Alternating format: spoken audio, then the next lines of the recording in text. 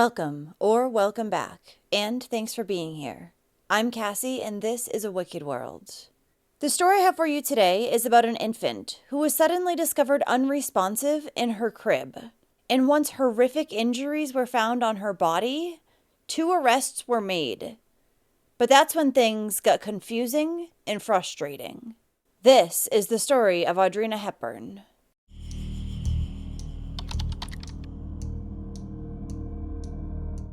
Audrina Claire Hepburn was born in Tacoma, Washington on June 6, 2008, to her mother, Ashley Nicole Tolley Hepburn, and her father, Daniel Hepburn. She was affectionately nicknamed Sissy, and was said to be silly, giggly, sweet, and playful. Audrina also had an older brother named Owen. The little girl's parents began dating sometime in 2007. According to Daniel's mother, Rita Ebel, Ashley initially lied to her son, saying she was pregnant, to trick him into a relationship. Whatever the case may be, Ashley and Daniel went on to have 2 children together, Owen and later Audrina. When little Audrina was born, she came 8 weeks prematurely and weighed just 2 pounds 9 ounces. She spent 8 weeks in the NICU. This caused a lot of stress on Ashley and Daniel's finances and relationship, which resulted in them splitting up in January of 2009. Ashley then moved from Washington to South Carolina to live with her mother, Doris Davis. Doris's boyfriend, David Crumley, also lived with them at their trailer home located in Cross Hill, South Carolina. A month later, Ashley flew back to Washington to try to reconcile her marriage with Daniel. But after the two got intoxicated together, they got into a fight. And Ashley struck Daniel in the face, giving him a black eye.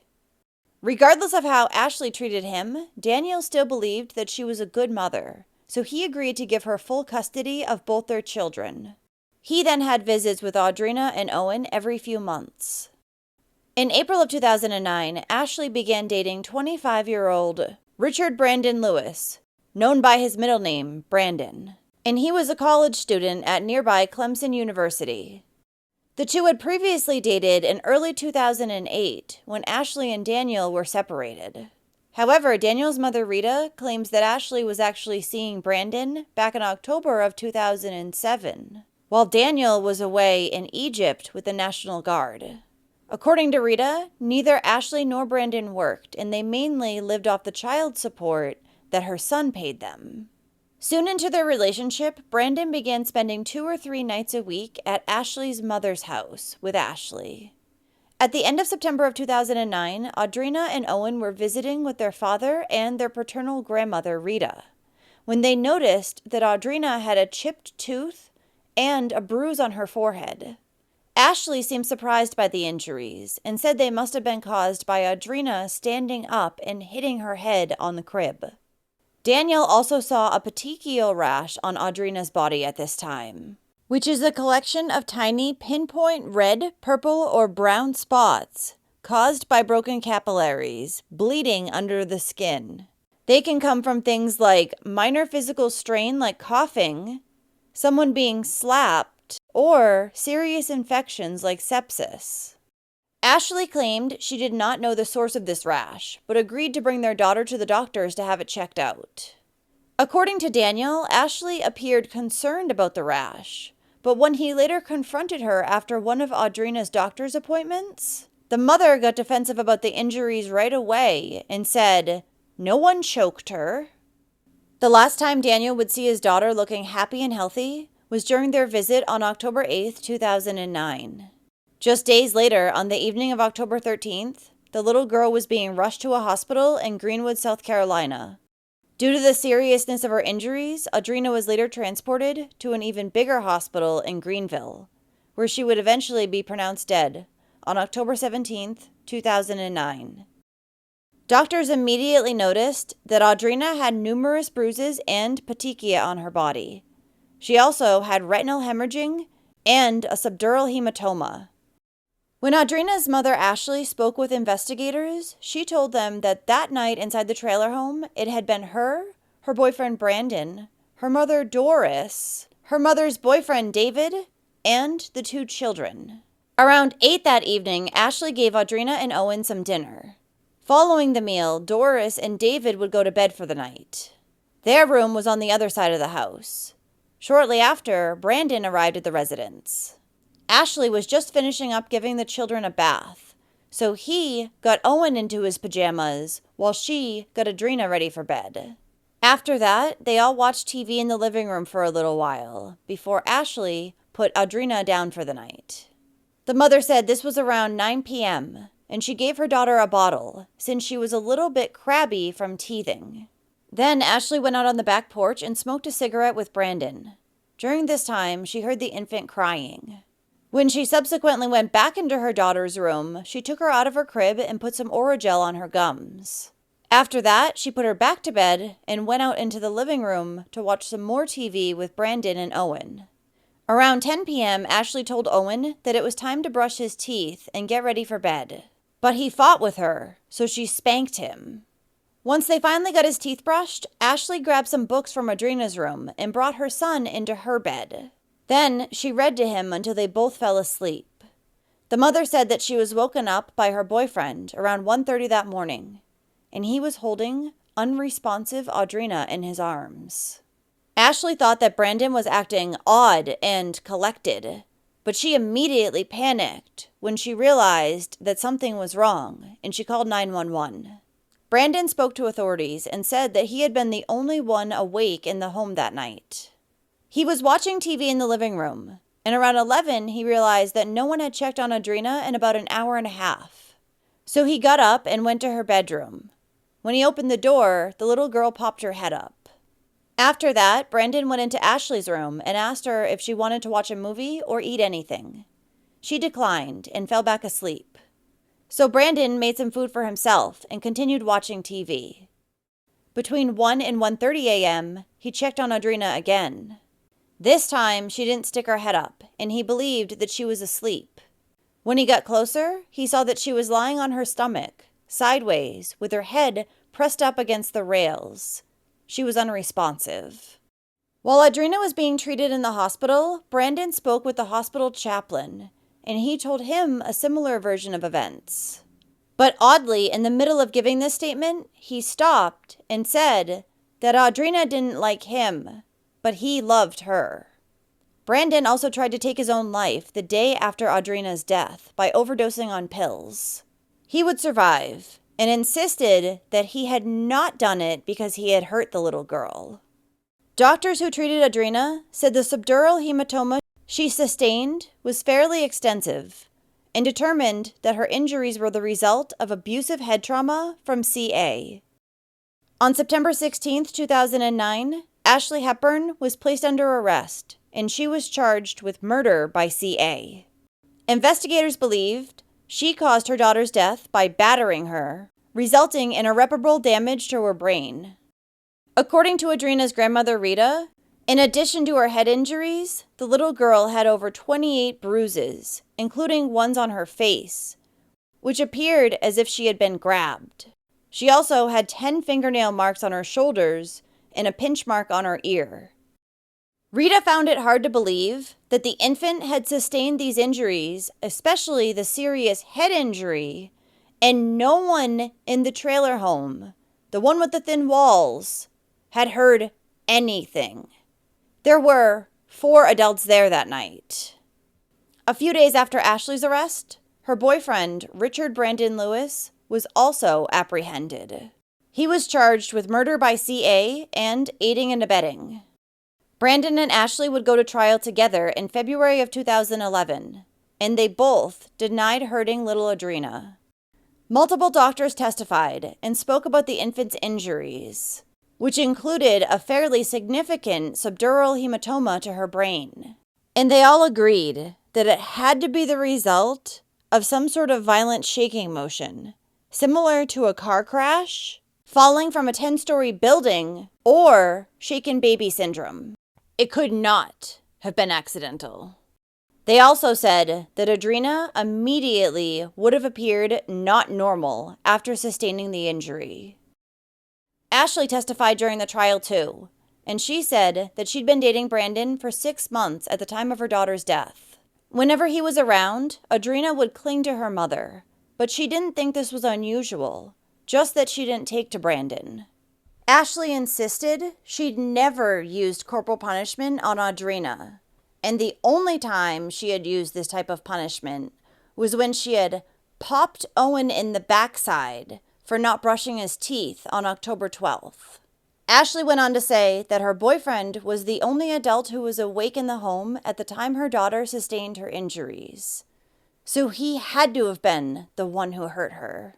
She also told the court that she and the children's biological father, Daniel, had rekindled their relationship since Audrina's death, and were still together at the time of the trial. Brandon's defense had a different version of events than Ashley. They said that he had stopped by the home around 3:30 on October 12th. While there, Ashley slapped him in the face because he called her a bitch for throwing a pillow at him after he threw a pillow at her. Brandon testified that Ashley was stressed out that day because she didn't get a job that she applied for. According to Audrina's grandmother, Rita, the reason why she didn't get the job was because she failed a drug test. Following this interaction with Ashley, Brandon went home, but he returned later around 8:30 p.m. Sometime between 10 and 10:30, Ashley told Owen to brush his teeth, but he didn't listen, so she grabbed him by the arm and yanked him to the bathroom. Then Brandon heard her pop her son 4 or 5 times. He testified that he had never known his girlfriend to hurt her children prior to this. From there, Ashley read some books to Owen, and Brandon watched TV in the living room. Around 11 p.m., he went into Ashley's room to ask her if she wanted to watch a movie or eat anything. But she declined and just went back to sleep. Brandon said that at this time, Audrina was in her crib sleeping, and she seemed fine. But a little while later, she began crying, and Ashley got up and stomped into the infant's room. Brandon claimed she stomped so hard he could feel her footsteps. Once Ashley went into her daughter's room, he heard Audrina still crying, but it sounded different now. Instead of a normal cry, she would cry, then pause before continuing. Brandon testified that it sounded like the infant could have been shaken. When Audrina stopped crying altogether a few minutes later, Ashley left the room and went back to bed. Brandon checked on Audrina again shortly after 1 a.m. That's when he noticed that she was in an odd position in her crib, and when he approached her, he found the little girl barely breathing, limp, and bleeding from the mouth. He believed that she might have had a seizure. This was different than what Brandon told police in his first statement, but similar to what he had told them during his second interrogation. In the initial statement, he had left out the part about Ashley going into Audrina's room when she began crying. Brandon claimed he had done this because he loved Ashley and wanted to protect her. When speaking to authorities the second time, Brandon did include this information. And after his statement was shown to Ashley, she reportedly said, "Oh my God, all of this is true, but I don't remember hurting my baby." Ashley's ex-husband Daniel would testify during the trial too, and said that he had spoken to her on the phone on October 12th. During this time, she seemed frustrated because Audrina was teething, but no more frustrated than normal. Then Daniel said that in the past he had questioned Ashley about having the children around Brandon because it wasn't something he was comfortable with. But as soon as he brought up the issue, she got very defensive. Ashley's mother and mother's boyfriend, the ones who lived in the home, testified as well. They said Ashley seemed like a loving mother and had never seen her hurt either of her children. In the end, Ashley was found guilty of homicide by CA, and she was sentenced to 45 years in prison. Brandon was convicted on just his charge of aiding and abetting, and he was sentenced to 10 years with 3 years suspended. Following the trial, Audrina's father, Daniel Hepburn, said, "I am very happy and very surprised at the same time at the sentence Ashley received. As for Brandon Lewis, I feel sorry for what he has gone through, and I blame him in no way for my daughter's death. Before the trial, I had resentment towards Brandon, but after the trial and learning the truth, I have no resentment, and want to help him out in any way possible. Losing Audrina has ruined a lot of lives, and I don't want to see Brandon's life ruined too."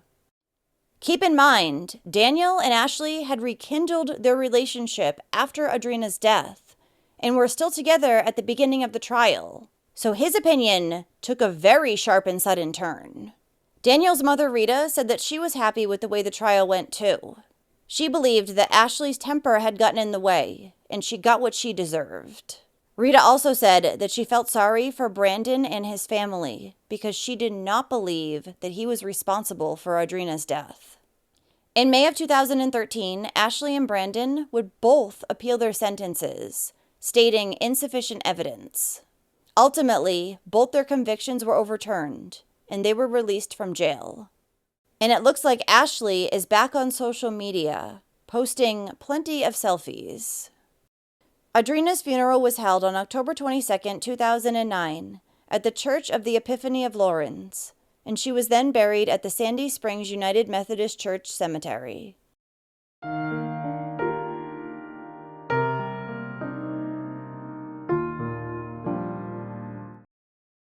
Thank you for listening to Audrina's story today. Unfortunately, there's not much evidence in this case, which is why both their sentences got overturned. But listening to Brandon and Ashley's statements, I think they prove that Ashley was the one who hurt her daughter. It doesn't seem likely it was anyone else. But now no one is serving any time for her death. How do you feel about this one? So if you like true crime and want to hear it from me, then don't forget to hit that subscribe button below. And turn on your notifications too, so you'll know when I upload a new video, which is at least 2 times every week. Thanks for watching A Wicked World today. Until next time, take care. Bye. Thank you to all the patrons of A Wicked World. Now, there's even more of A Wicked World on Patreon, so check it out on patreon.com/awickedworld, or use the Patreon app. You'll have access to exclusive videos each month and more. Any support truly helps to make sure the victims are never forgotten and to highlight the shortcomings of society associated with each case. Do you have a suggestion for a story you'd like to see me cover? If so, send me an email to awickedworldtruecrime@gmail.com.